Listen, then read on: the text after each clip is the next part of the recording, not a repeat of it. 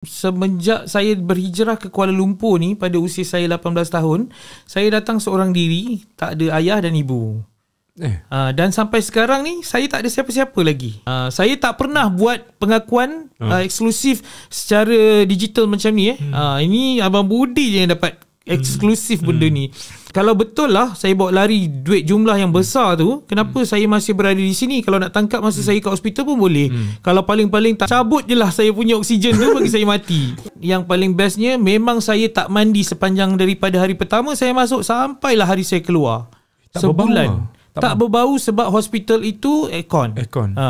Saya pernah hilang ingatan selama 12 jam selepas saya keluar daripada hospital tu, selepas lebih kurang sebulan setengah lah. Ini dekat rumah?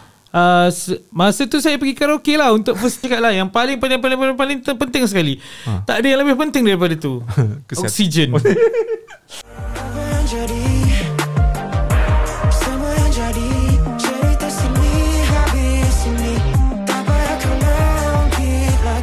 Bila kata bertemu dengan tetamu di depan Budi sekarang ni, mestinya teringat lagu ni. Tidak kesampaian cinta kita. Kita nak suruh dia sama sikit. Ku bawa harapan, ku pendam rahasiaku di kejauhan. Dah sampai dah. Kita saja nak test suara Fazli Zainal. Katanya bila dah selepas diserang COVID-19 ni, dia memberi kesan juga kepada vokal. Ya, betul. Tak banyak sikit tu adalah. Sebab selepas saya di CT scan oleh doktor bagi tahu 75% paru-paru saya rosak teruk. So jadi paru-paru ni merupakan penapis kepada udara sebelum dia masuk ke dalam tubuh kita kan, oksigen tu semua. Lepas bila kita nak menyanyi, kita perlu gunakan paru-paru dan juga oksigen lah yang cukup kan. Jadi bila paru-paru rosak, dia lambat lah, proses tu mengambil masa hampir lebih kurang setahun lah doktor kata baru boleh recover. Tapi saya ni degil. Sebab nak nyanyi juga. Jadi saya paksalah diri saya tu. Sebab sebelum ni saya dijaga oleh Cikgu Deli, yang ajar Aina Abdul tu, dan juga Datuk Syafinas. Datuk Syafinas taklah jaga saya, tapi dia pantau perkembangan saya. Jadi bila saya menyanyi, kalau lebih overdose ke, yang menyebabkan saya pernah hilang ingatan selama 12 jam selepas saya keluar daripada hospital tu, selepas lebih kurang sebulan setengah lah. Dekat rumah? Masa tu saya pergi karaoke lah untuk pertama kali. Hilang ingatan tu apa maksud dia? Saya lost. Saya pergi ke karaoke tu, diajak oleh seorang makeup artist, sebab dia kata Naomi Lara ajak saya pergi. Dia kata macam hilangkan stres lah. Di samping tu nak try balik semula saya punya pernafasan untuk menyanyi. Lepas tu bila saya dah mula menyanyi satu lagu, tiba-tiba saya lost. Saya cakap saya tak tahu saya kat mana, saya siapa dan macam mana saya boleh ada kat situ. Oh my God. Dan kemudian tapi saya boleh telefon kawan saya, nombor yang terakhir tu lah. Lepas tu kawan saya Lan Luraza tu, jadi dia kata kau kat mana tu? Dia kata okey, cuba kau pass kat orang sebelah. Lepas tu dia pun bercakap dengan orang sebelah. Lepas tu dia tanya dia kat mana, dan kemudian Lan datang bersama Cikgu Deli tu untuk ambil saya. Jadi dia bawa saya balik ke Shah Alam, ke rumah Cikgu Deli. Kemudian duduk dalam rumah tu pun, saya masuk dalam rumah tu pun saya tak tahu saya kat mana bilik saya, mana toilet semua. Jadi Lan terus telefon doktor, profesor yang bahagian otak. Lepas tu doktor kata bawa ke hospital MSU sekarang juga. Jadi saya pun dibawa oleh mereka ke hospital MSU. Dalam masuk je hospital tu, dia terus diagnose saya punya otak. Dan masa tu darah tinggi saya 217. Tinggi tu. Sepatutnya 120, tapi dia pergi ke 217. Jadi keadaan saya masa tu sangat kritikal lah. Sampai doktor kata kalau lambat sikit, kemungkinan besar otak saya akan pecah dan berlaku pendarahan otak. Doktor kata kemungkinan besar puncanya sebab kopi. Dia boost upkan saya punya darah tinggi lah, macam tu lah. Lebih kopi kurang bahaya untuk saya lah, yang kemungkinan dah ada penyakit tu masa tu. Bahaya kopi ni eksklusif tau kat sini. Saya ceritakan dengan secara terperinci lah. Jadi selepas itu saya memang tak boleh minum kopi lah sampai sekarang ni. Kalau benda yang berkafein tu dia membuatkan saya rasa mungkin berdebar ke, betul. Anxiety lah. Anxiety sebenarnya. Tapi betapa pentingnya oksigen jugalah ni. Bukan betapa pentingnya oksigen tu sangat penting bang. Otak kita memerlukan oksigen. Sebab itulah kalau kita solat, oksigen darah tu dia akan mengalir ke otak. That's why bila kita sujud lebih lama tu, jadi sebab itulah kalau boleh lah yang solat dalam solat kita sujud yang terakhir tu biarlah lama sikit. Kasih lama sikit. So doa lah dalam hati pun tak apa. Tapi tak boleh lafaz lah kan. Sebab nanti batal solat kita. Tapi kalau kita solat tu, kita biar lama sebenarnya sambil kita berdoa supaya darah tu pergi ke otak. Oksigen kita dekat otak tu cukup. Kalau tak, dia boleh, itulah macam-macam. Itu antara rahsia solat. Betul. Yang mungkin kita tak tahu dari segi pergerakan, kedudukan badan kita semua tu sebenarnya ada something yang untuk kesihatan kita juga lah. Betul. Kita bercakap pasal COVID-19 di mana kita sekarang dah di era endemik. Betul. Tapi kita imbau kembali, orang kata ramai selebriti yang dijangkiti COVID-19 post-COVID lah. Dan Fazli Zainal antara artis yang orang kata di tahap yang keempat dah. Ya betul. Tahap keempat yang Fazli sendiri macam kata tak ada harapan. Betul. Masa tu saya dah sampai ke satu tahap yang saya rasa macam memang dah ni lepas ni turn aku lah. Selepas arwah Sarah meninggal, saya actually kita dah masukkan, saya masuk dulu, kemudian saya rasa dalam seminggu lepas tu arwah Sarah pun masuk ke hospital dia. Lepas tu beberapa hari kemudian beliau disahkan meninggal dunia. Dan ketika hari dia meninggal dunia itulah subuh-subuh tu yang orang-orang lain ni tag saya, dan tiba-tiba saya punya viewers Instagram, media sosial saya naik mendadak sampai 350,000 ke atas lah. Yang orang pun tag saya pula. Jadi saya masa tu dengan keadaan oksigen masih boleh main phone lagi kan. Sebab kalau tidak saya stres. Saya duduk dalam tu 29 hari bang. 29 hari dah tu. 29 hari. Bayangkan. Tapi total 29 hari ataupun ketika itu berapa? Yang kritikal tu lebih kurang 2 minggu lah. 2 minggu. 2 minggu. Tapi overall semua sekali lebih daripada sebulan lah. Lebih sebulan. Lebih sebulan. Tak. Maksudnya COVID yang saya kena tu, saya kena seminggu awal tapi saya tak pergi ke hospital. Saya duduk kat rumah. Sampailah Acha, PA Fatah tu, dia arrangekan ambulans untuk saya. Dan bila kira hari yang saya masuk hospital tu 30 Julai tak silap saya, 30 Julai atau 31 Julai sampailah 30 Ogos tu. So itu memang sepanjang-panjang tu saya kat hospital.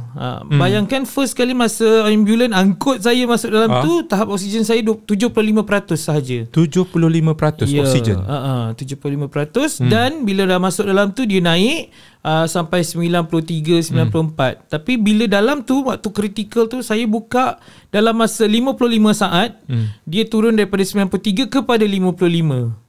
Dia turun Dia turun mendadak. Kalau 55 tu macam mana? Itu dah separuh nyawa dah. Masa tu macam mana keadaan? Saya memang sebenarnya saya ni cuba nak lawan. Jadi saya cakap dekat diorang, saya cakap sekarang ni dia bagi saya oksigen 15 liter tapi kali 2. Maksudnya saya pakai nasal prong. Nasal prong tu yang masuk terus ke hidung. Dan kemudian dekat luar tu ada juga lagi 2 kali ganda. 2 kali ganda. Jadi hampir 30 liter lah. Sejam kot tak silap saya. Jadi saya ni degil. Saya cakap doktor boleh tak saya nak pergi toilet. Dia walaupun dia suruh saya buang air tu dekat atas katil, tapi saya rasa tak selesa. Sebab itulah tempat saya solat dan tempat itulah saya buang air. Jadi saya fikir, saya cakap tak apalah, aku cuba untuk lawan. Setakat nak pergi buang air kecil tu kan, saya cuba. Dan kemudian untuk nak gosok gigi biar saya berkumur ke apa benda ke dekat situ. Dan yang paling bestnya, memang saya tak mandi sepanjang daripada hari pertama saya masuk sampailah hari saya keluar.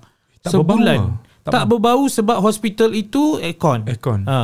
Memang aircon. Dan setiap malam saya tak boleh tidur pukul 2, pukul 3 pagi terjaga sebab terlampau sejuk. Dia centralized. Jadi memang tak boleh tidur, mesti terjaga. Tapi alhamdulillah lah, waktu itulah saya terjaga, dan waktu itulah saya bersolat. Saya berdoa lah supaya saya cepat sembuh kan.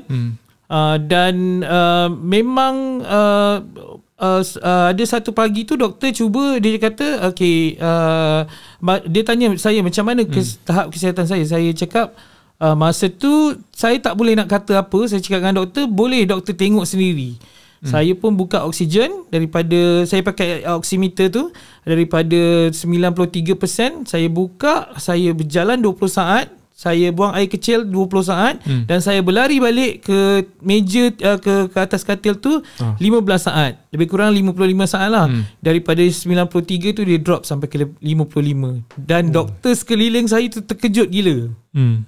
Jadi itulah sebab saya diberi lagi suntikan steroid, sebab nak menahan ni kan, paru-paru saya yang terlampau sakit. Sakit dia memang tak boleh nak kata dah. Memang memang tak tahulah nak kata, sebab kebetulan pula katil sebelah saya, Cina tu meninggal dunia. Jadi saya pun lagi stres. So benda ni dia main juga dengan psikologi kita lah. Ya, betul. Perasaan kita, emosi kita. Betul. Tambah-tambah lagi, Fazli memang tak boleh lekang dengan handphone dia. Sebab masa tu keadaan begitu genting jugalah. Betul. Kita setiap hari kita ada dengar berita pasal kematian. Betul. Bila dia kena COVID apa semua. Betul. So masih lagi orang kata boleh hadap sebab handphone. Waktu tu tak boleh ada sesiapa pun yang masuk dalam hospital tu, kecuali kita saja. Sebab hospital tu memang dihaskan untuk mereka yang ada sakit COVID. Sedangkan nurse dan doktor yang datang pada kita pun 24 jam mesti nak kena pakai PPE tu, baju PPE tu. Jadi memang hospital tu ditutup untuk public.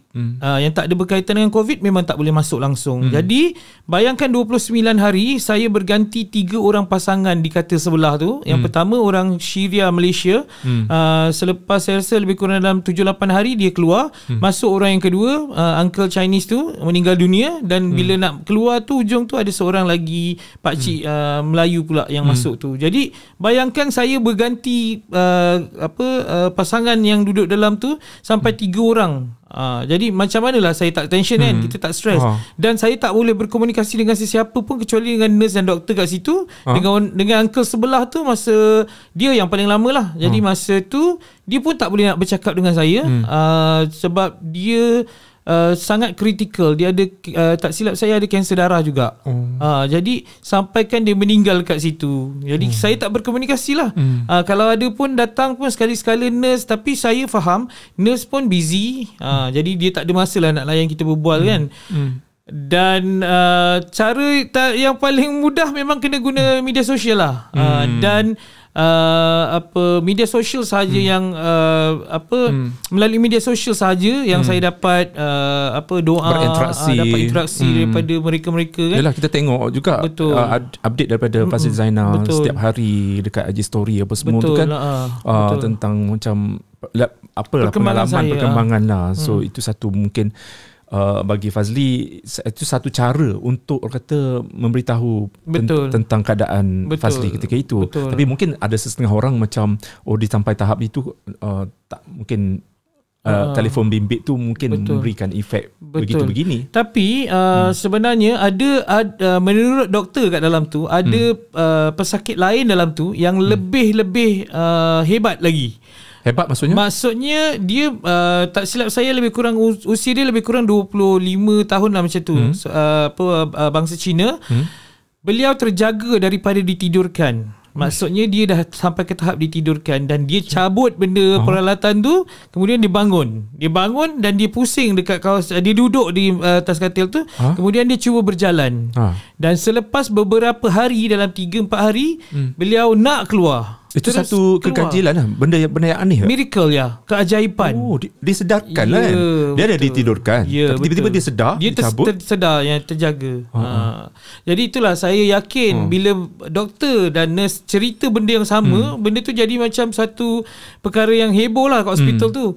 Jadi saya yakin masa tu, walaupun oksigen saya agak lemah masa tu, tapi saya yakin, saya rasa Allah memberi keajaiban kepada bukan agama Islam, kepada orang yang bukan beragama Islam. Sedangkan kita yang beragama Islam, kita yakin kita ada Allah, kita ada Tuhan.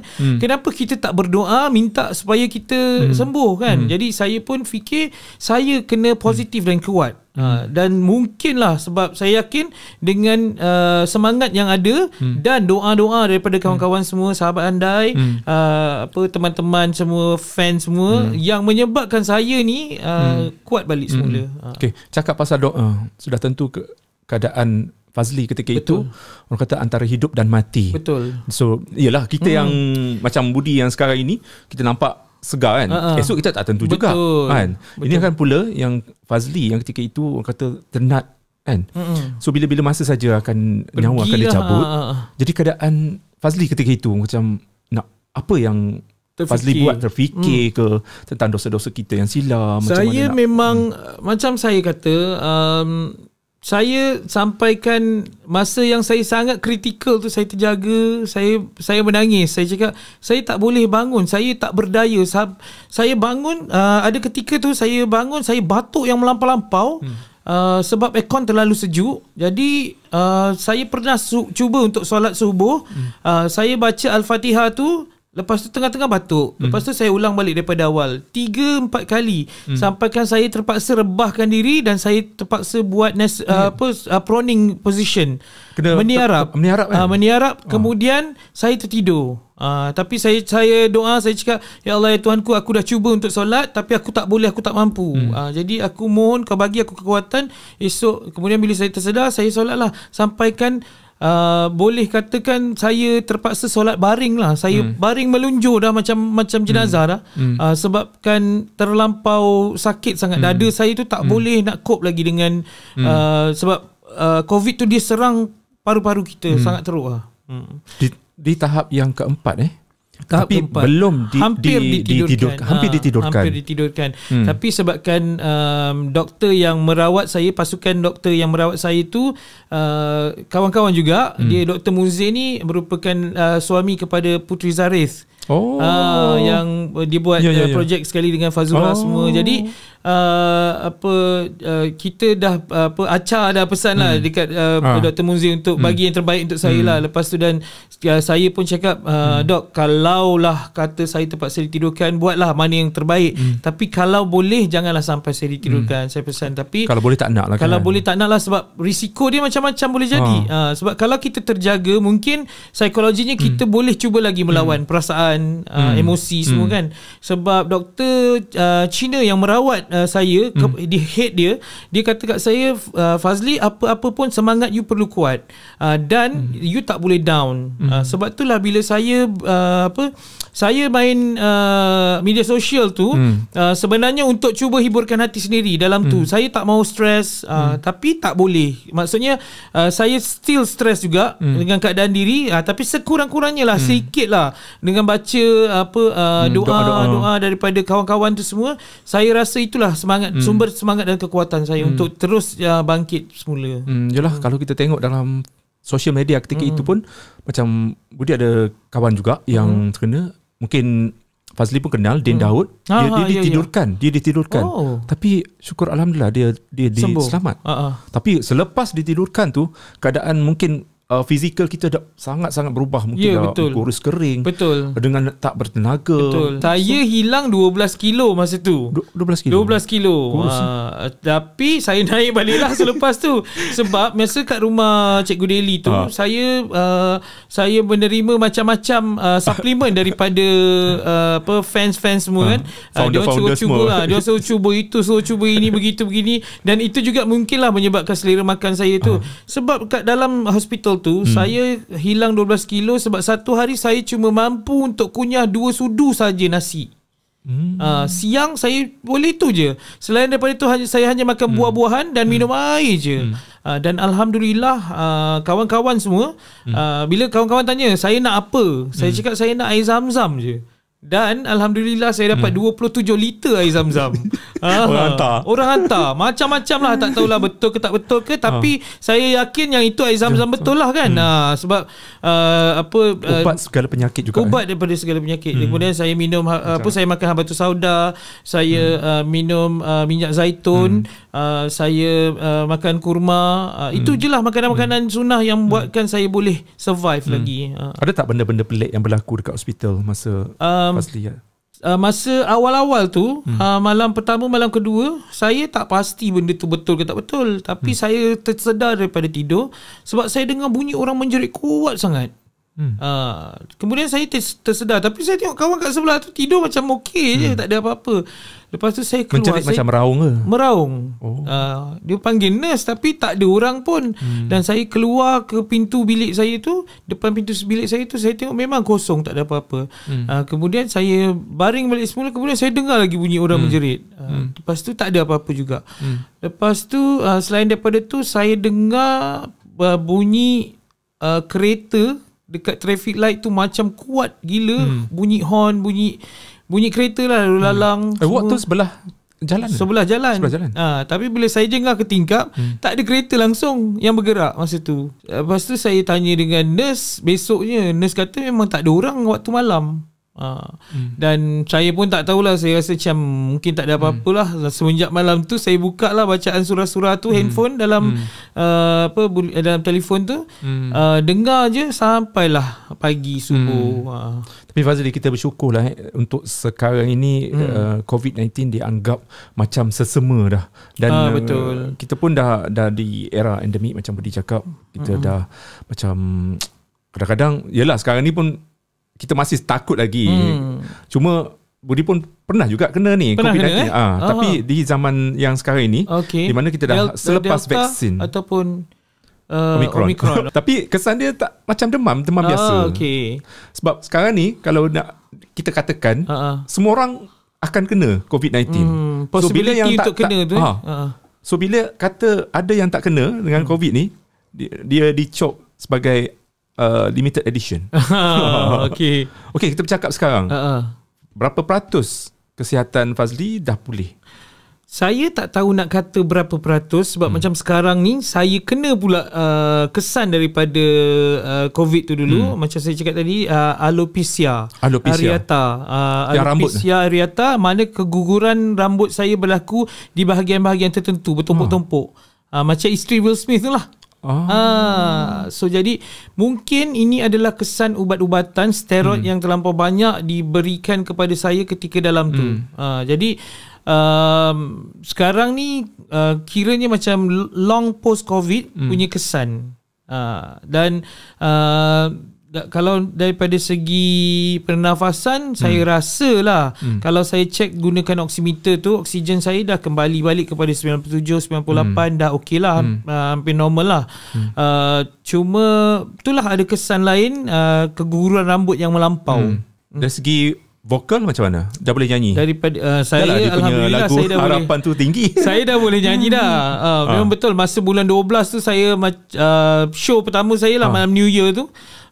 Saya ada dinner show dengan itu first appearance saya untuk rasa nyanyi. First appearance secara live lah, di Royal Chulan Hotel.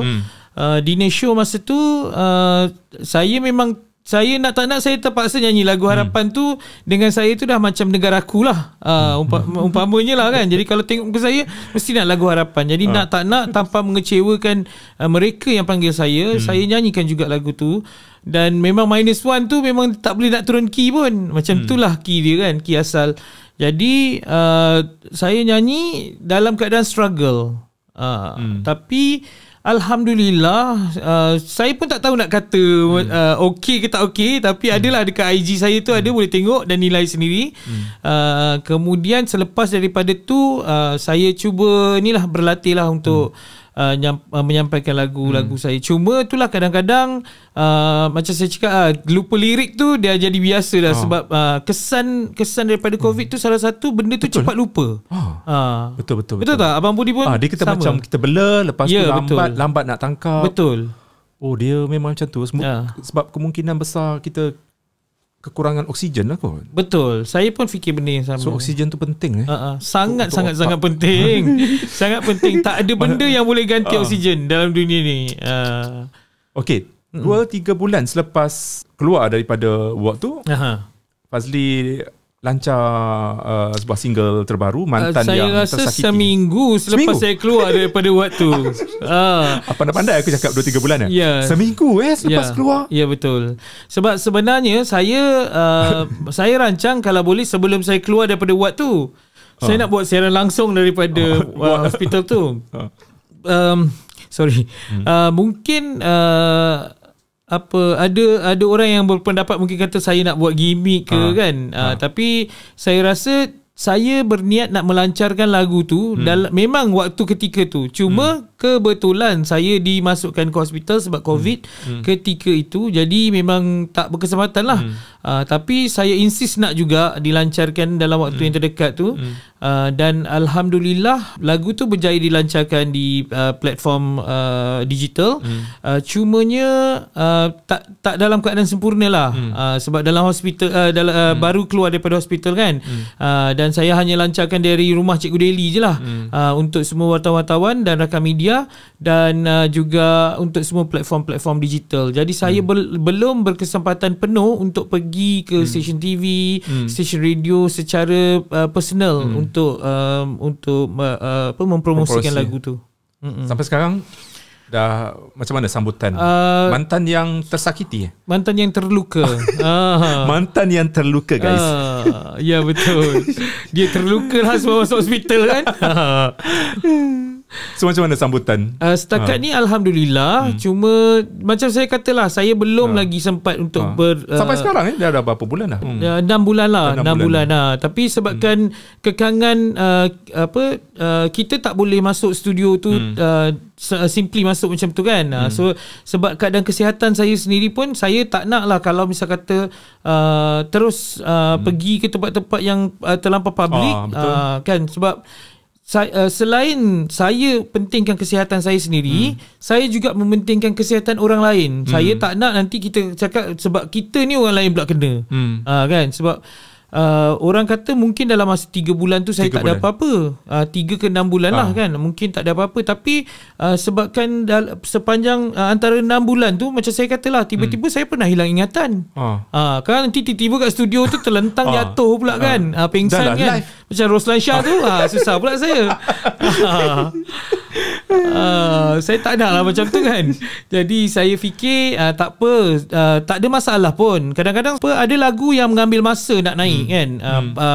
Ada setengah orang mungkin senang, ada mungkin setengah lagu mungkin dia ambil masa. Jadi saya rasa tak ada masalah pun. Yang penting saya masih ada material dan orang dah tahu lagu tu dah dilancarkan. Dan kerja saya hanyalah untuk pergi melawat stesen radio untuk mempromosikan lagu tu. Okay, cakap pasal lagu, tentang apa dia punya message yang Mantan Yang Terluka ni sebenarnya sebuah projek istimewa untuk daripada Ajai. Okey, saya dan Ajai, dan kemudian saya request dengan Ajai sendiri, saya nak Ahmad Fitri Yahya untuk menulis lirik lagu tu. Jadi Mantan Yang Terluka menceritakan kisah seorang kekasih, bekas kekasih yang terluka dengan perangai ex dia lah. Jadi dia meluahkan kekecewaan dia tu kepada melalui lagu lah, kepada bekas kekasih dia. Itu je lah. Itu je lah kisah-kisah cinta biasalah kan. Cerita pasal Fazli ataupun sekadar lagu ataupun tak ada kena-mengena dengan. Pada saya lagu, hampir semua lagu lah kan, lagu-lagu cinta ni mestilah ada relate dengan pendengar. Jadi kalau nak kata lagu putus cinta, saya rasa semua orang pernah bercinta dan semua orang pun mesti ada kemungkinan lah. Saya rasa sekurang-kurangnya 80% ni pernah mengalami kekecewaan dalam kehidupan percintaan, dalam percintaan kan. So jadi dia boleh relatekan kepada semua orang lah. So lepas ni mungkin ada macam tak sempurna lah sebab tak ramai lagi yang orang kata tahu tentang kewujudan lagu ini kan. Betul. So that's why pun kita panggil lepas ini untuk mempromosikan macam mana dia orang nak dengar ataupun yalah, kadang-kadang radio pun dah macam betul. Banyak lagu yang diorang nak pasang kan. Betul. So macam mana, ada platform tak untuk diorang nak setakat ni memang semua platform digital akan ada lagu saya lah. Spotify, Spotify, YouTube semua pun ada lagu saya. Jadi boleh dengarkan kat situ dan bolehlah request kat semua platform radio-radio yang ada. So just you guys kena search je Mantan yang Terluka Fazli Zainal. akan datang ada tak projek-projek baru? Setakat ni untuk bulan Ramadan ni saya bersama dengan Mami Didi Alias. Saya kita buat satu projek ad hoc raya. Ad hoc raya yang 2022 berlangsung di PWTC pada 29 dan 30 April serta 1 Mei. 3 hari je. 3 hari saja. Dia dah 5 hari lah sebelum raya lah. Jadi 5 hari sebelum raya. 5 hari sebelum masa raya. tu orang dah fikir-fikir lah baju apa nak pakai kan. Sebab ad hoc raya tu, ad hoc tu maksudnya last minute. Last minute. Jadi last minute tu memang orang Malaysia ni suka buat benda last minute. Betul-betul. Kadang-kadang malam raya yang dia orang ingat macam nak keluar. Kalau kita esok tengok, nak raya baru nak keluar. Kalau kita tengoklah dekat Masjid India tu memang betul-betul malam raya lah. Sebab apa? Sebab malam raya ni sebenarnya harga lebih murah. Sebab yang vendor-vendor ataupun usahawan-usahawan ni dia orang tak nak bawa balik barang dah. Kalau kata yang datang jauh daripada Kelantan tu memang dia berniaga, dia nak habiskan lah terus. Kan? Kalau macam tu pergilah 3 pagi 5 pagi confirm dapat free. Aku nak balik ni yelah, memang habis-habis lah kan. So jadi sama juga dengan kita punya ad hoc raya ni, secara tak langsung kita nak membantu usahawan-usahawan ni yang masih ada lagi barang-barang. Mungkin ada yang 2 tahun simpan barang, sebab kita dah 2 tahun kan tak betul-betul beraya kan. So tahun ni ada yang mungkin barang-barang yang 2 tahun lepas kan tak bergerak-gerak lagi kan. Tapi kita nak cuba bantu untuk mereka keluarkan barang-barang masing, jual secara fizikal lah. Dan di saat-saat akhir tu memang nak kasih licin lah habis semua. Dan secara tak langsung kita membantu usahawan dan kita juga membantu pembeli-pembeli ni, pengguna-pengguna ni untuk beli barang-barang di saat-saat akhir ni, beli kasih licin lah, bagi habis lah. Maklumlah duit KWSP pun dah keluar kan. Jadi habis kan. Sidang media dah berlangsung semalam 9 April. Betul. Jadinya aku pun rasa ralat tak pergi ni.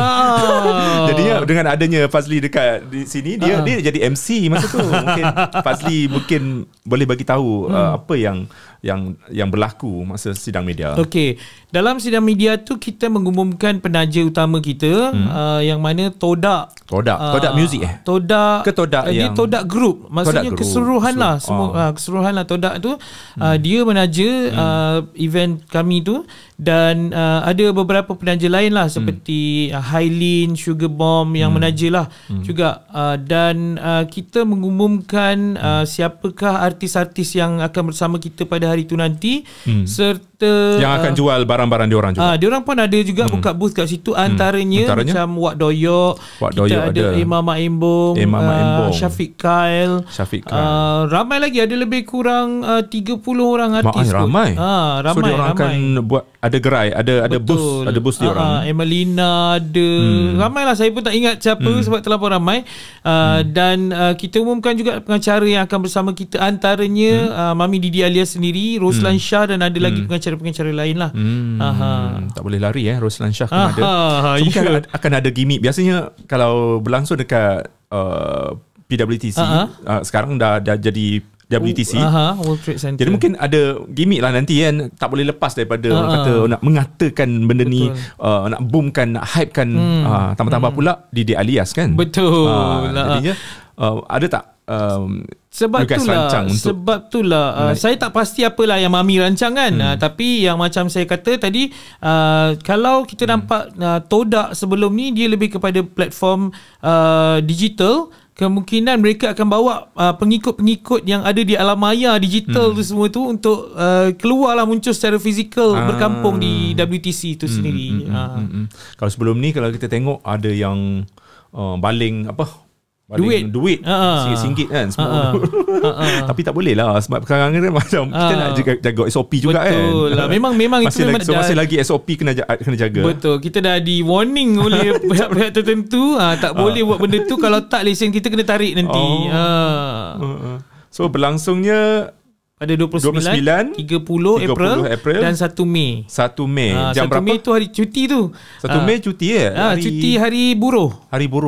So hari last tu confirm ramai. So you guys yang tak nak bersesat-sat, datanglah awal-awal. Lagipun awal-awal ni pun dia punya barang pun banyak pilihan lah. Betul. Tapi kalau korang nak murah, pandai-pandai sendirilah. Betul. Kita sebenarnya ada happy hour masa tu. Happy hour tu maksudnya mungkin dalam masa 1 jam ataupun 30 minit setiap booth diwajibkan untuk bagi diskaun yang rendah lah daripada harga sebenar. Contoh, kalau katalah contohnya pukul 1 tengah hari sampai pukul 1.30 tengah hari, mereka kena turunkan harga. Jadi happy hour, bila sebut je happy hour, kita ada loceng ajaib, bunyi dia loceng tu, peniaga-peniaga kena diskaun sama ada 50%, itu terpulang kepada mereka lah. Sebenarnya kita ada 10,000 barangan hadiah percuma juga yang akan dibagikan. 10,000 guys. 10,000 hadiah percuma. 10,000 tu. Beli satu dapat satu. Mungkin juga kan, sebab kita tak tahu kan, dah 2 tahun dah tak beraya sakan dah. Tapi betul betul. Tahun ni walaupun masih lagi kita endemik, bila dah boleh balik kampung Fazli, pastinya ramai yang macam excited lah. Nak beli barang untuk mak ayah, adik-beradik kat kampung, apa semua. Itu saya kata tadi, semua excited sebab duit nak keluar RM10,000 ni. Duit KWSP nak keluar RM10,000. Plus baru-baru ni Yang Amat Berhormat Perdana Menteri pun umumkan ada duit raya untuk penjawat awam kan. Dapat lagi. So jadi apa lagi datanglah kan. Banyak sekali sebenarnya jualan-jualan sebegini tak semestinya dekat oleh BTC pun. Tapi apa yang membezakan jualan selama 3 hari dekat ad hoc ni dengan tempat-tempat lain? Itulah saya kata luar. Kita ada jualan lelong yang sangat murah. Selain daripada tu, kita bagi hadiah 10,000 hadiah. Apa tu 10,000? 10,000 maksudnya hadiah lah. Hadiah. Itu hadiah-hadiah yang kita bagi free gift lah. Selain daripada itu, kita ada hadiah cabutan bertuah.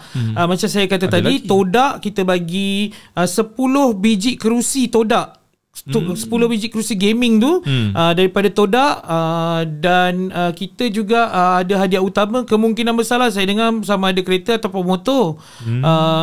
Kemudian hadiah-hadiah iringan tu macam headphone Todak, kita ada topi Todak, semua tu. Dan saya dengar juga ada kemungkinan juga mereka akan dapat tiket penerbangan.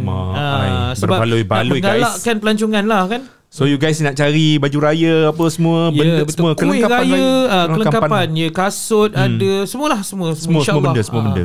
Apa yang tak ada? Mak bapak dia tak ada kot. Peti sejuk yang besar-besar tu tak ada lah. Mungkin tak ada lah tu kan. Tapi kita juga masih menggalakkan vendor-vendor yang nak lagi mungkin mencari dia macam ni. Sebab kita punya adalah yang paling hujung sekali. Dan tingkat berapa dia? Tingkat 2 dan tingkat 3. Tingkat 3. Tingkat 2 yang depan pentas utama dekat bawah tu. Tingkat 3 satu tingkat atas daripada itulah. Dan kita macam mencari lagi vendor-vendor yang mungkin macam saya katalah, kita yang nak jual barang dia sangat-sangat akhir, ataupun yang sebelum tu dia pergi dekat event lain tetapi barang dia tak habis jual, dia masuk dekat event kita sebab kita punya tu bagi yang hujung sekali. 5 hari sebelum. Maksudnya besoknya dah malam raya dah. Faham. Jadi kepada vendor-vendor yang masih lagi mungkin katalah last minute nak masuk kita masih lagi buka dan alu-alukan kepada semua. Fazli jual apa? Saya bukan jual diri jual diri sebab artis ni sebenarnya jual diri kita. Sebenarnya apa yang kita ada ialah bakat. Jadi kita menyanyi, kita menghiburkan orang, kita mengacara. Perform nanti? InsyaAllah. Saya memang terpaksa lah perform lah kan. So jadi nak tak nak kita, yelah, mungkin dalam kesesakan orang membeli belah tu kan. Jadi saya insyaAllah lah, saya akan sama-sama lah. So tak ada barang nak jual? Setakat ni saya masih lagi ada biskut dia dulu. Tak, saya jual baju raya. Baju raya ada? Baju raya. Itulah sebab tahun ni kan saya kena COVID tu. Jadi tak sempat nak plan. Macam Mami Didi macam Mami Didi saya pun tak ingat dia jual apa. Tapi banyak lah. Tapi dia busy kan sebagai organizer kan. So kita sebelum kita berpindah tajuk, mungkin ada something yang macam nak wawarkan kepada semua penonton. Jadi itulah macam saya kata, saya mohon agar semua umat Islam yang nak menyambut Ramadan, nak menyambut Syawal tak lama lagi ni, okey, bolehlah datang berkampung beramai-ramai di WTC pada 29, 30 April dan 1 Mei dari jam 10 pagi sehingga jam 3 pagi. Macam-macam akan diberikan pada anda. Ada 10,000 hadiah percuma dan ada cabutan hadiah bertuah. Antaranya macam saya cakap tadi, kita ada ada kerusi todak, kita ada headphone, kita ada topi, kita ada tiket penerbangan. InsyaAllah kita juga adalah motor ataupun kereta sebagai hadiah utama. Tapi nak tahu lebih lanjut, kena datang dan pergi, okey, dan tengok sendiri apa yang ada kat sana. Dan untuk semua vendor-vendor yang kalau last minute rasa-rasa macam barang banyak lagi, tak boleh nak habis jual, boleh datang berkampung kat tempat kita pun boleh jual juga. Habiskan kasih licin tahun ni supaya dah tak ada apa benda lagi nak bawa balik dah. InsyaAllah saya yakin sangat ramai tahun ni akan keluar. Semalam saya keluar daripada PC pun, saya rasa jalan memang jam teruk. Dia orang pergi mana tapi betul lah Fazli, betul lah sekarang ni kan, kalau kat sini pun kawasan-kawasan Batu Cave ni, kalau kita keluar pukul nak pergi event pukul 6, kena keluar pukul 4. Betul sebab macam ramai orang keluar sekarang. Betul. Tapi tadi saya daripada pavilion tak ada orang. Barang mahal. Jadi maksudnya saya rasa KWSP belum masuk lagi. Jadi itulah pasal saya kata, saya rasa insya-Allah kalau sekiranya mereka datang kat tempat kita, harga barang semua happy hour memang diskaun kau-kau punya. Berbeza daripada harga pavilion tu semualah. Kan. Jadi bolehlah datang dapatkan kelengkapan hari raya kat sana. Nanti Abang Budi pun boleh datang sekali. Tapi 2 bulan tu raya 3 bulan raya. So kita ada gap 2 hari lah lebih kurang. InsyaAllah 2 hari bulan tu malam raya tu dah boleh balik kampung lah kan. Okey, cakap pasal balik kampung ni, tak lama lagi kita mungkin akan beraya lah kan. So bila kata raya, tak salah kita nak tanya Fazli, mungkin ada kalau diberi peluang lah kan, kepada siapa mungkin nak minta maaf ke, sebab kita 2 tahun tak balik raya apa semua. Fazli balik raya, kalau balik raya kampung kat mana? Saya sebenarnya dah biasa dah. Kalau orang rasa 2 tahun tak balik raya tak ada apa mungkin sedih-sedih apa semua kan. Saya ni dah 45 tahun. Memang saya tak ada balik ke mana-mana pun. Saya beraya dekat Kuala Lumpur lah. Dulu masa tak adalah 45 tahun. Maksudnya masa saya kecil-kecil tu adalah arwah ayah dengan arwah mak tu. Dan saya pernah berhari raya di Mekah juga. Pada tahun 2008 tak silap saya, beraya kat sana. Saya dengan Ikram Dinsley. Dan ada lagi beberapa orang kawan lain. Bestnya beraya kat sana. Itu suatu pengalaman yang berbeza. Tengoklah juga siapa yang ada kat sana sekarang, macam Dayan Trisha, Naim Daniel, tak silap saya, Saharul, siapa lagi? Wawa Zainal dengan Ariel kot. Tak silap Zainal ada dekat sana. Ramai artis-artis yang ambil peluang, orang kata mungkin nak mengecapi ibadah dekat Mekah. Mungkin nak beraya kat sana.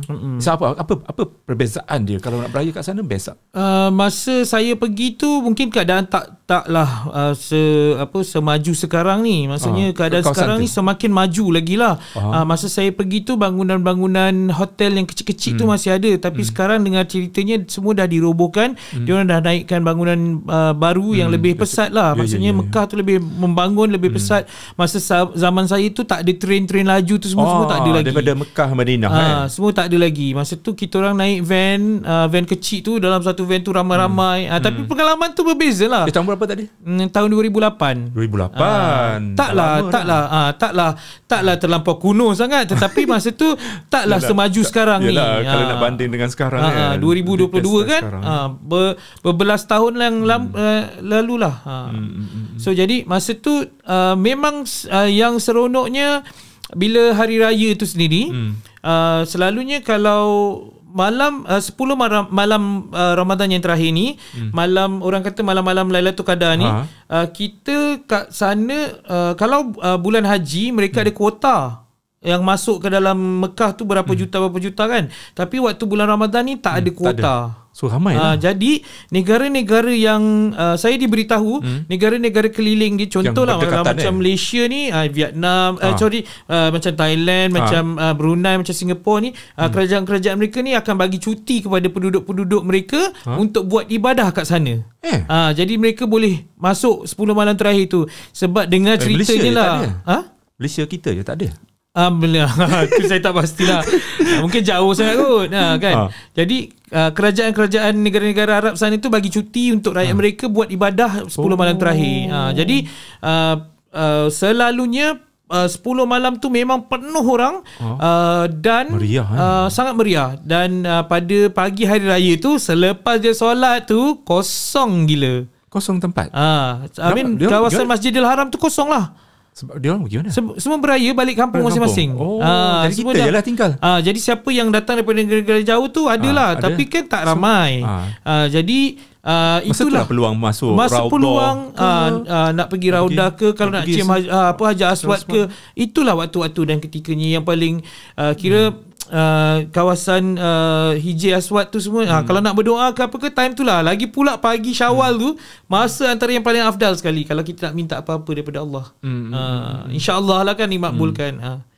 Fazli, dalam fikiran Fazli sekarang ni, bila dah orang kata diberi peluang kedua untuk hidup, dan sepanjang hidup Fazli mungkin ada insan-insan yang orang kata bukan bermasa muka lah, macam berselisih faham ke apa semua. Ada, even sampai sekarang pun ada. Saya yakin memang ada. Nak reveal di borak sini habis sini, macam ada ambil peluang untuk sempena dengan kedatangan Syawal ni nanti kan. So mungkin nak pergi jumpa dia, nak pergi minta maaf dengan dia.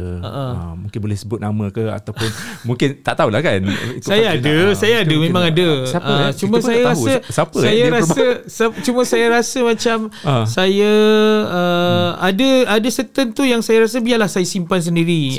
Sebabnya bukan saya tak nak reveal. Sebab ada saya tak macam nak pergi jumpa dia ke untuk kali ni? Saya menunggu dia datang jumpa saya. Sebab saya pernah difitnah, bawa lari duit yang banyak jumlah dia.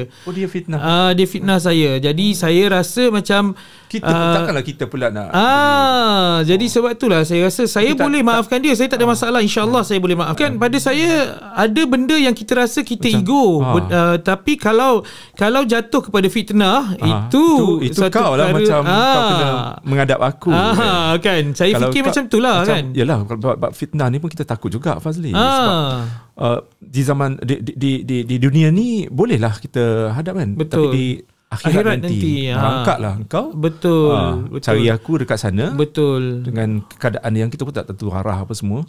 Betul. Jadi saya rasa itulah siapa dituduh. Tadi aku sekejap lagi aku Google. Sebelum kita borak-borak ni pun aku macam aku nak borak apa dengan Fazli yang mungkin boleh menyentuh dia punya, yalah, masa-masa dulu-dulu mungkin ada sengketa ke. Memang ada.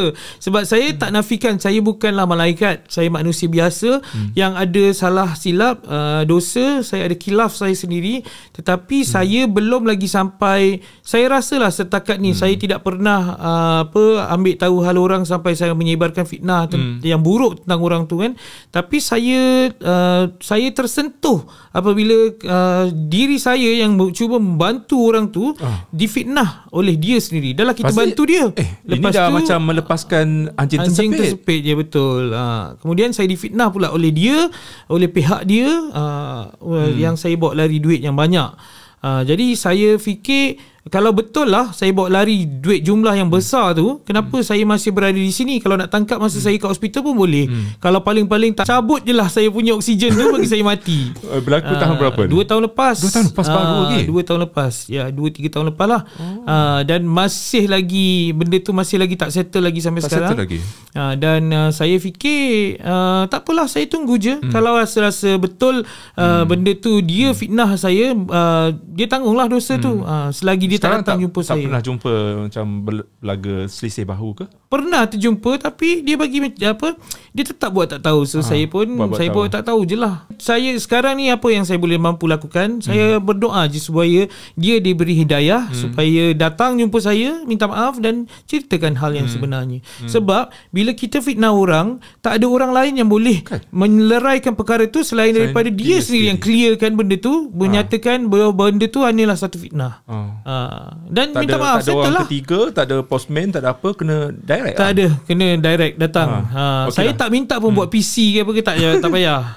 Okey lah, sekiranya si Polan tu mendengar ketika ini, mungkin ada pesanan nak cakap apa dekat dia.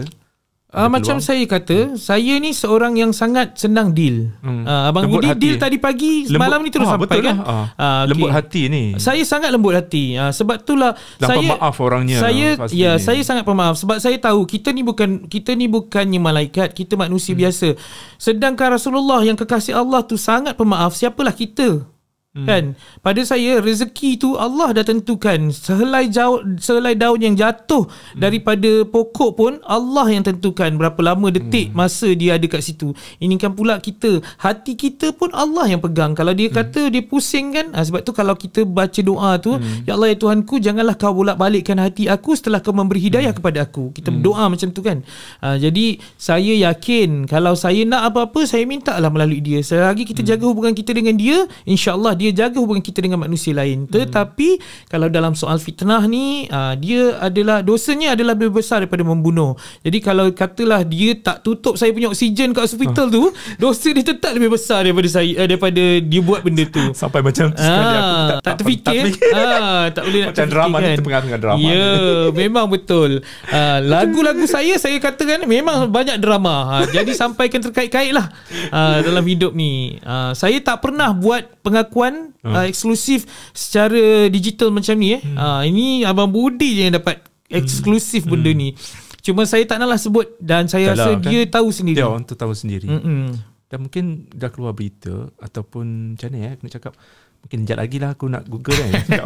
Penyibuk orangnya. Okay, Fazli, dengan cabaran ialah daripada kita kenal lama dah kan. Ya, betul. Sangat lama. Ya, daripada awak. Yalah. Daripada awak, tak ada apa-apa. Sebenarnya Fazli ni dia nak kata bermusim bukan tidak. Dia maintain je. Semua orang tak tahu. Kalau orang follow dia, cuma orang ramai orang yang katalah. Ramailah saya dengar, dan saya ingat lagi ada beberapa tajuk berita juga. Selalu kata apa tahu, saya muncul bila tayang bulan puasa. Tapi saya sebab saya ada event. Alhamdulillah sebab tak. Event. Saya rasa alhamdulillah saya bersyukur. Sebabnya semua syaitan kena ikat time tu, bang. Betul tak? Bila semua syaitan diikat, alhamdulillah saya pun muncul. Tak adalah gurau je. So jadinya mungkin yang melibatkan Fazli lah, macam ad hoc raya, Fazli untuk jadi MC dan sebagainya. Betul. Sebenarnya saya bukan MC saja, saya adalah sebahagian daripada penganjur. Penganjur juga. Sebahagian daripada penganjur lah. Jadi alhamdulillah orang percaya dengan kelebihan yang saya ada untuk menganjurkan sebuah acara, untuk apa, menyatukan semua sekali lah, semua saya organize kan. Jadi alhamdulillah, jadi masa bulan puasa ni lah kebetulan pula saya muncul pula. Banyak pula mungkinlah banyak acara bulan puasa yang melibatkan wartawan, yang tiba-tiba wartawan ni semua muda ni muncul pula bulan puasa. Bila bulan-bulan biasa tu dia tak nampak saya kot. Fazli dah berapa tahun dalam industri? Saya daripada tahun 2004 Malaysian Idol, yang betul-betul saya ni lah 2004 berapa tu? Lebih kurang dalam hampir 20 kot. Hampir 20 tahun lah. 18 tahun lah. Banyak cabaran, banyak onak duri dah dilalui oleh Fazli kan. Macam-macam sebenarnya kita semua. Cuma saya yakin semua orang ada cabaran masing-masing, semua ada liku-liku hidup masing-masing. Cuma jalan tu berbeza, tetapi tujuannya nyata satulah. Kalau boleh kita carilah kelebihan dunia dan akhirat yang sama seiring. Soalan Budi bukan soalan berat lah, tapi mungkin dia deep sikit. Okay. Apa yang susahnya jadi Fazli Zainal ni? Yang orang tak tahu. Okay. Yang kita orang nampak kita senyum depan kamera, menghiburkan orang. Ya, betul. Tapi di luar, di dalam Orang tak tahu. Saya semenjak saya berhijrah ke Kuala Lumpur ni pada usia saya 18 tahun, saya datang seorang diri, tak ada ayah dan ibu. Dan sampai sekarang ni saya tak ada siapa-siapa lagi. Maksudnya saya tak berumah tangga lagi. Bukannya kawan-kawan sebab ada, Acah ada, kawan-kawan je lah yang ada. Kawan-kawan je lah yang ada. Dan of course tentunya ibu ayah dah meninggal. Ya betul. Daripada saya kecil lagi, arwah ibu saya meninggal masa umur saya 6 tahun. Yatim piatu. Ya betul. Adik-beradik berapa orang? Saya tak ada nak berkenalan guys. Saya tak ada adik-beradik. Oh ya ke? Anak tunggal. So jadi itulah yang susah jadi Fazli Zainal ni.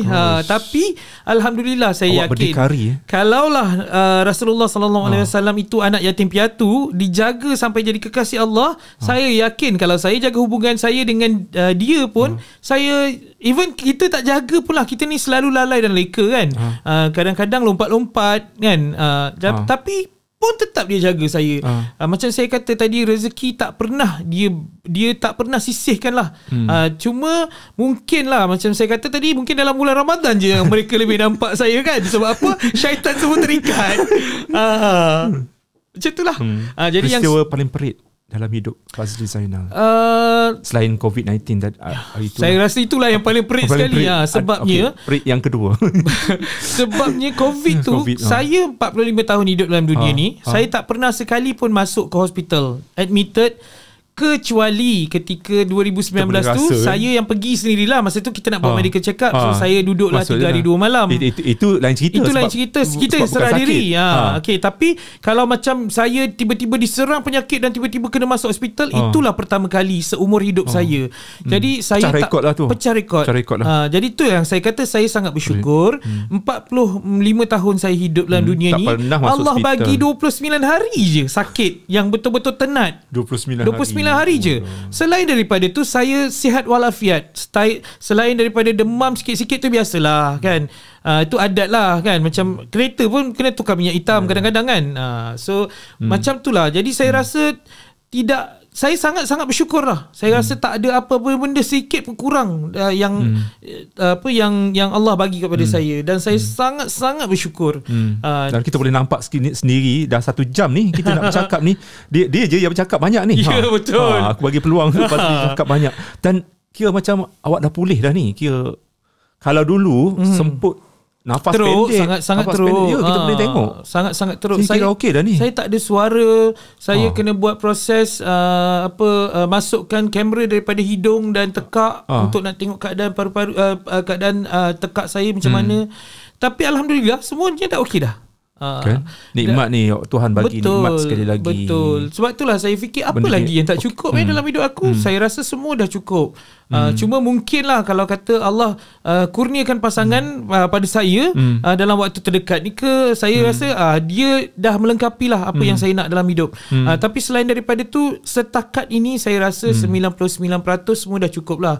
Saya tak perlu nak tunggu menang anugerah ke apa ke, tak perlu. Ada kan dulu pernah dapat anugerah juga. Adalah, tapi yang besar-besar je lah. Yang besar-besar pernah kan? Tak pernah. Saya cuma masuk top 5 saja.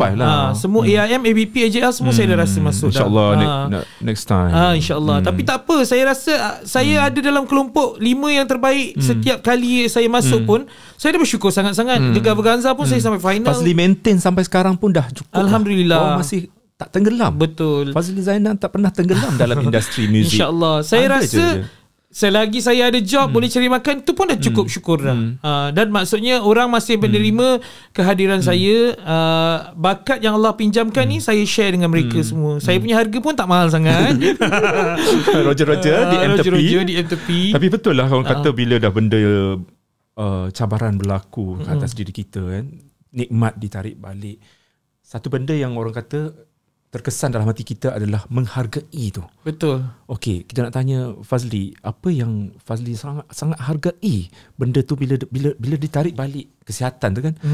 Kita bila dah pulih kembali, kita nak hargai benda tu. Macam aku dulu macam aku tak hargai pun. Contohlah kan, macam kita punya suara kan, tiba-tiba suara kita hilang. Ataupun apa sajalah, macam pemberian orang, kasi banyak saya rasa orang kata yang paling penting sekali macam Abang Budi cakap lah, yang paling penting sekali, tak ada yang lebih penting daripada tu. Oksigen. Oksigen. Sebelum ni kita tak tahu pun macam oksigen penting. Sekarang ni saya, masa saya dekat dalam tu, saya perlukan 30 liter oksigen setiap jam. Dan bayangkan kalau oksigen tu tak ada, kurang. Memang saya dah innalillah dah. Dan yang paling penting sekali, bila saya balik ke rumah, saya sebelum balik ke rumah tu, saya menggagau cari oksigen. Saya kan kita beli oksigen yang dalam tong-tong kecil-kecil tu semua pun ada juga. Dan sebelum balik, benda tu pun buatkan saya rungsing. Jadi saya sangat stres. Takut tak ada stok. Dan harganya mahal. Mahal. Berapa satu ton? Ada yang kecil-kecil tu mungkin dalam 1,000 lebih. Ada dah 999. Satu lagi, time-time ni lah dia nak naik harga. Ya, betul. Masa time tu lah memang tu. Dan alhamdulillah, segala urusan saya memang sangat-sangat dipermudahkan oleh Allah. Dilancarkan kan. Bayangkan ketika kat dalam tu, saya rasa hampir setiap hari lah Rosita Cik Wan tu call saya tiap-tiap malam. Dia tanya saya nak apa, nak makan apa, apa yang dia boleh bantu.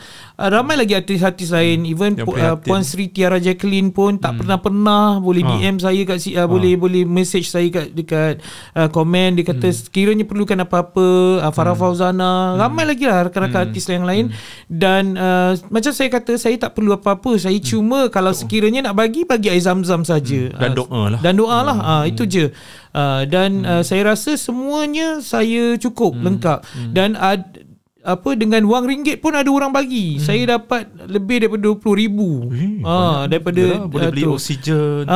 Keperluan kan. Kemudian kita job tak ada.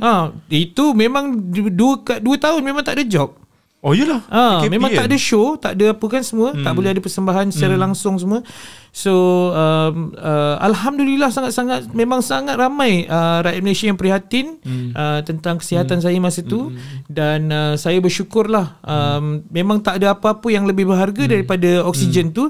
Dan pihak hospital sendiri dan pihak hospital sendiri headline Fazli Zainal menghargai oksigen. Dan pihak hospital sendiri bagi portable oksigen tu. Dia bagi. Kita sewalah. Sewakan hanya 200 ke 300 ringgit lah. Dan sampai sekarang oksigen tu masih ada lagi. Masih ada kat rumah. Dan bila saya dah okey, insya-Allah saya pulang kembali. Mungkin dalam setahun lah. Jadi sekarang ni dah dalam 6 ke 8 bulan. Jadi lebih kurang 4 bulan lagi saya akan pulang. Dan bagi mereka pula yang lain yang perlukan oksigen tu untuk pakai benda tu. Fazli, bab kata orang, masa itulah kita tahu siapa kawan, siapa lawan, siapa yang macam orang. Betul. Yalah, selama ni macam kita tolong dia, mungkin yalah, bukan nak mengungkit apa semua kan. Kita tolong dia, tapi masa kita susah tak ada pun nak macam nak tengok kita. Betul. Ada yang macam saya kata tadi, saya tolong orang tu, kemudian saya difitnah, dia nak telefon message pun tak ada. Walaupun cerita saya masuk hospital dan nak bertarung nyawa tu dah sampai kepada dia, tapi dia tetap ego untuk tak nak telefon dan inilah. Tapi saya rasa macam itu tak jadi masalah besar untuk saya. Yang penting mungkin seorang dua je yang tak suka kita, tapi masih ada lagi beribu orang yang suka dan sayangkan kita. Yang paling penting kita cari redha Allah, bukannya manusia. Betul. Itu quote lah kita. Okay, quote sebelum kita berpisah. Satu jam kita bercakap ni. Mungkin ni duduk kita lama sangat ni. Tak pernah lagi kita nak borak-borak. Betul. Quote satu mungkin ada kata-kata hikmah, kata-kata nasihat, kata-kata yang macam yalah, quote lah. Saya tak ada quote yang betul-betul tu, sebab banyak sangat quote lah kan. Jadi saya fikir first kali sekarang ni, lately ni, saya banyak bersendirian, banyak masa bersendirian kat rumah. Saya rasa kita perlu bersendirian untuk bermuhasabah diri. Bermuhasabah diri maksudnya kita fikir, kita renung, refleksi. Apa kesilapan aku? Betul. Apa yang aku dah buat? Maksudnya kita ni lahir ke dunia seorang diri. Keluar daripada rahim ibu, dalam perut rahim tu kita seorang diri. Kita keluar seorang diri, dan kemudian kita akan kembali kepada dia pun seorang diri. Dan dalam masa perjalanan ni kita akan bertemu ramai manusia yang akan bersama dengan kita, dan mereka akan datang silih berganti. mungkin Abang Budi pun ada kawan yang mungkin dulu pernah jadi sahabat yang paling baik, tapi tiba-tiba sekarang dah jadi asing. Betul tak? Jadi macam stranger kan. Even kalau kita say hello pun orang tu mesti fikir dia ni nak ada apa-apa lah ni, nak minta tolong ikut ni lah kan. Padahal kita nak mengeratkan silaturahim. Betul tak? Ada kan? Ada. Ramai. Jadi kehidupan kita, people come and go. Betul. So Tuhan orang kata menyingkirkan dia daripada hidup kita. Mungkin dia nak menggantikan dengan yang lebih baik. Ataupun dia nak memberikan pengajaran kepada kita. Betul. Ataupun nak menjauhkan kita daripada mungkin dari dosa ke, ataupun daripada segala benda yang macam Tuhan sayang kita. Betul. lagi. Kita anggap positif. Betul. Saya anggap benda tu positif. Itu quote tu. Itulah quote. Okay. So jadi saya fikir kita tak perlu risau siapa yang datang dan pergi daripada hidup kita. Kalau orang tu betul-betul kawan teman kita, mereka tak akan pernah pergi jauh daripada kita. Mereka akan stay dengan kita. Sebab saya yakin kawan yang baik ialah kawan yang boleh menerima nasihat, bukannya mengiyakan benda tu sama ada baik atau buruk. Kadang-kadang kita rasa kita ni mungkin contohlah bila kita berpakaian, kita rasa macam tak okey, tapi kita saja nak tanya pendapat kawan, kau rasa okey ke? Dia orang yang cerminan diri. Mereka kalau yang kata yang hipokrit ni, nak tengok kita hodoh dan buruk ni, dia akan cakap hello, okey, cantik lawa kan. Sedangkan dia dah tahu benda tu tak okey. Tapi kalau orang yang betul-betul rasanya dia sahabat kita, dia tak nak kita malu di khalayak, dia akan cakap aku rasa mungkin yang kalau kau pakai macam ni lebih okey. Dia akan bagi pendapat macam itulah. Sebab kita meraihkan pendapat semua orang dalam hidup kita supaya kita lebih baik daripada hari yang sebelumnya. Betul. Setiap hari kita nak mencapai satu tahap kebaikan. Betul. Biarlah ada macam tak naklah macam statik ataupun kita menurun, kita nak naik. Betul. Dan satu hal lagi, bila kita kata macam kita pun dah berusia kan. Dah berusia dah. Kantur. Bila dah sampai tahap yang sebegini macam pertengahan lah, nak ke 50 kan. Kita nak aman. Dunia kita aman. Betul. Kita tak nak drama, kita tak nak sengketa dengan orang. Kita nak dunia kita tenang je kan. Betul. Lagi satu, kita dalam kepala kita anggaplah Tuhan dah susun hidup kita ni dah elok lah. Dia tu maha orang kata penyusun. Betul. Apa yang berlaku kat atas kita, dia dah susun elok, apa semua kan? Betul. Saya selalu doa, dalam doa saya, antara doa saya, ya Allah ya Rahman ya Rahim, kau kurniakanlah aku kekuatan, ketenangan, kesabaran, kesihatan, kemenangan, kejayaan, kemuliaan, kebaikan, dan keperluan hati dan perasaan, jiwa dan raga, mental dan fizikal, rohani dan jasmani, roh dan jasad, jiwa dan semangat, zahir dan batin, luar dan dalam batang tubuhku ini, supaya aku dapat melakukan ibadah dengan sempurna, mengikut seperti mana yang engkau mahukan. Dan setiap kali saya berdoa, mesti ada ayat tu. Dan kurniakanlah aku 1,001 kebaikan dunia dan akhirat, dan jauhkanlah aku daripada 1,001 keburukan dunia dan akhirat. Jadi kadang-kadang kalau kita rasa tiba-tiba benda tu tak jadi antara kita dengan orang lain, maksudnya Allah dah lindung kita. Betul. Mesti ada lah yang tak kena tu. Sebab kita dah mencuba. Ya, kita minta tapi lepas tu kita lupa. Satu lagi, kalau kita, ini pengalaman Budi lah, kita nak menjaga silaturahim, hubungan kita dengan manusia, itu sangat penting lah kan. Tapi bila dah kita terlalu mencuba untuk macam nak macam Fazli cakap tadi lah, kita dah say hello, mungkin orang anggap hello ni mesti ada nak sesuatu atau bantuan daripada aku. Macam tu. Kita dah macam nak mengeratkan, tapi Tuhan dah tetapkan lindungkan kita sebenarnya. Kau mesti jauhkan diri daripada dia ni. Sebenarnya Allah dah lindung dah. Tapi kau nak paksa juga nak juga. Sebab kita tak nampak apa keburukan. Kan? Tapi sebenarnya kita jauh daripada dia bukannya untuk tidak, orang kata tak scan. Bukan sengketa macam orang kata, kau dah tak berbaik dengan sipulan-sipulan. Kata aku bukannya bergaduh, kan. Tapi mungkin dah macam kita tak ada jalan lah untuk orang kata nak berbaik, nak berkawan seperti biasa kan. Betul. Kita nyanyi je lah, tidak kesampaian. Macam tu lah kan. Cinta kita. So jadi tak apalah, kita yakin dalam hidup setiap sesuatu perkara yang berlaku tu mesti ada hikmahnya. Betul. Kita dah minta dekat Allah, ya Allah Rahman Rahim, kau lindunglah aku daripada 1,001 keburukan dunia dan akhirat. Tapi kita lupa doa Fazli yang cakap tadi, kita kena hafal. InsyaAllah. Dia selamat, orang kata okey lah, daripada COVID. Kita boleh macam kita tengok berita tu pun macam Allahu Akbar, tahap keempat, tahap keempat, ya Allah Akbar. Betul. Macam kita pula je berdebar ni. Semua platform semua kan, keluar tu. Masa tu, kita pun keluar juga portal kita. Macam sebab masa tu kita anxiety dia tahap yang mungkin orang tak boleh tahu. Betul. Anxiety kita. Even saya rasa anxiety tu sampai sekarang masih ada lagi. Masih setiap hari kena belik benda tu. Sedangkan kita mental kita tak bersedia, Fazli. Betul. Kadang-kadang kita ni rasanya setiap wartawan kena ada dia punya hati dia memang tebal lah. Betul. Kekuatan setiap kecekalan hari nak hadap benda, ya Allah Akbar, mati. Orang ni Allah Akbar. Dan semua ni hampir semua itu kita kenal kan, sahabat-sahabat kita, kawan-kawan kita. Yang kena tu. Betul. In fact baru-baru ni yang sahabat kita Abang Rudi, Imran dan Faizal pergi pun saya terasa selang 2 hari. Ya betul. Sebab arwah Abang Rudi tu ada menulis lirik juga dalam album pertama saya. Abang Rudi, dia Iman Imran. Lagu apa? Dalam album pertama saya, Harapan tu, lagu Haruskah tu. Yang mana? Ada sebuah lagu rancak lah. Tapi masa tu di awal-awal Haruskah di awal di awal-awal pembabitan dia lah dalam bidang penulisan tu, pada tahun 2000. Dia berbakat besar. Ya betul. 2004 pernah cakap saya, arwah macam pernah cakap kat saya, kata dia tengoklah saya update blog apa semua. Aku kalau tak nak benda-benda ni, aku nak tulis buku je. Aku sekarang novel je. Lepas tu dia bercakap tu, lepas dia bercakap kan 2-3 tahun ada novel dia. Dia macam apa yang cakap, yelah saya kan kita orang borak-borak lah satu meja. Itu antara kenangan saya dengan arwah lah. Dia jenis yang macam kalau benda tu tak betul, dia akan cakap tak betul. Dia macam dia outspoken. Rudi Imran.